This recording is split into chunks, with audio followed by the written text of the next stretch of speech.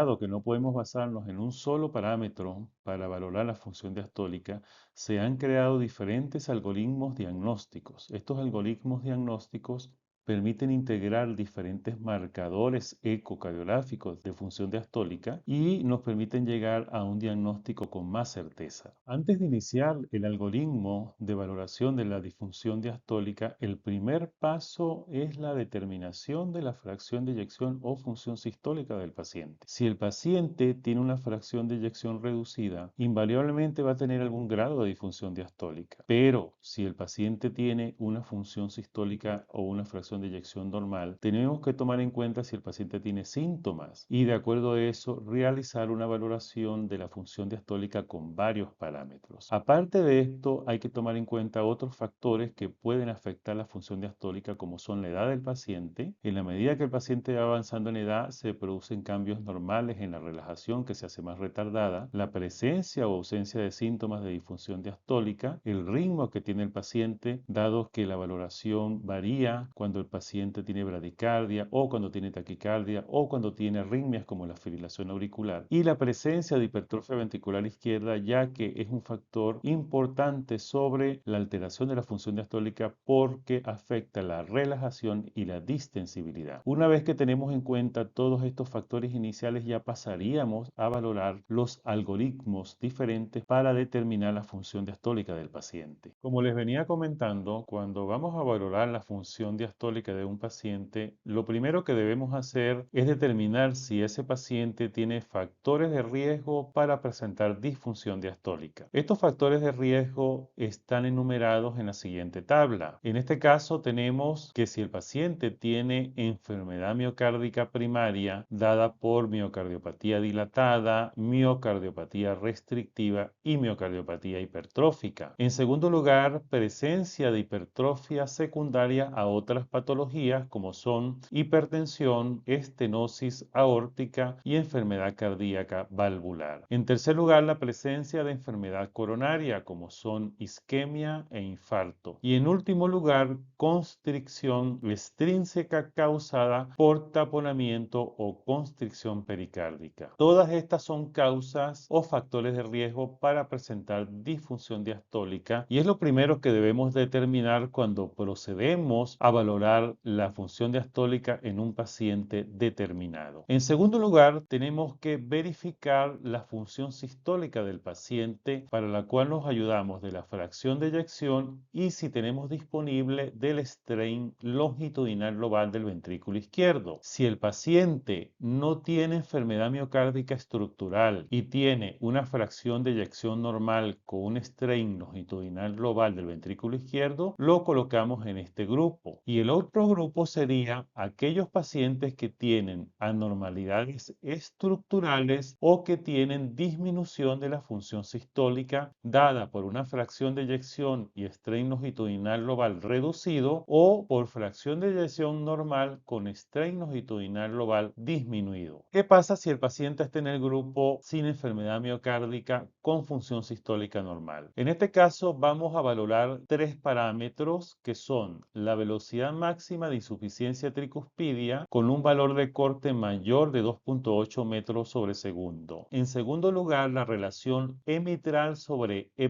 tisular con un valor de corte mayor de 14. Y en tercer lugar, el volumen indexado de la aurícula izquierda con un valor de corte mayor de 34 ml sobre metro cuadrado. Adicionalmente, le agregamos una velocidad E' sectal menor de 7 centímetros sobre segundo o una velocidad E' lateral menor de 10 centímetros sobre segundo. Entonces, si tenemos un paciente que no tiene enfermedad cardíaca estructural, que su función sistólica es normal, valoramos la presencia de estos cuatro parámetros. Si solo uno de ellos es positivo, decimos que el paciente tiene función diastólica normal. Si tres o cuatro de ellos son positivos, decimos que el paciente tiene disfunción diastólica. Y si solo solo 2 están positivos, la función diastólica es indeterminada. El segundo grupo serían aquellos pacientes que tienen anormalidades estructurales del miocardio y además de eso tienen disfunción sistólica con una fracción de eyección y strain longitudinal global reducido o con una fracción de eyección normal con strain longitudinal reducido. En este caso valoramos en primer lugar el flujo mitral con Doppler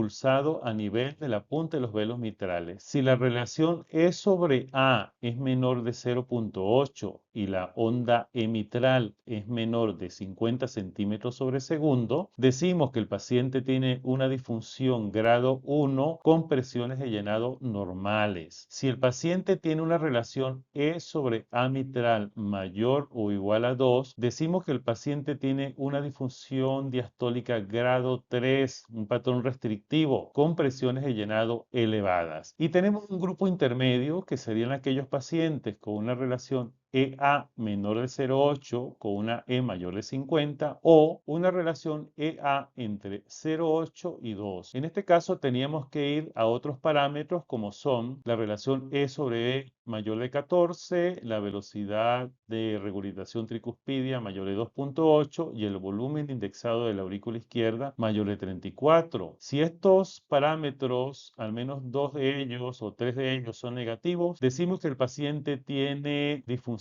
grado 1 con presiones de llenado normales. Si estos parámetros 2 de ellos o 3 están positivos, decimos que el paciente tiene disfunción grado 2 con presiones de llenado elevadas. Y cuando solamente tenemos dos criterios y ambos son negativos, sería disfunción grado 1 con presiones de llenado normales. Si dos son positivos, disfunción grado 2 con presiones de llenado elevadas. Y cuando uno es positivo y el otro es negativo, no podemos determinar función diastólica. Sin embargo, en las guías más actualizadas, que son las guías británicas recientemente publicadas, se ha agregado la valoración del strain de la aurícula izquierda como un factor para dilucidar el diagnóstico cuando tenemos valores indeterminados como es este caso y como es este caso, y ya lo veremos en próximas revisiones.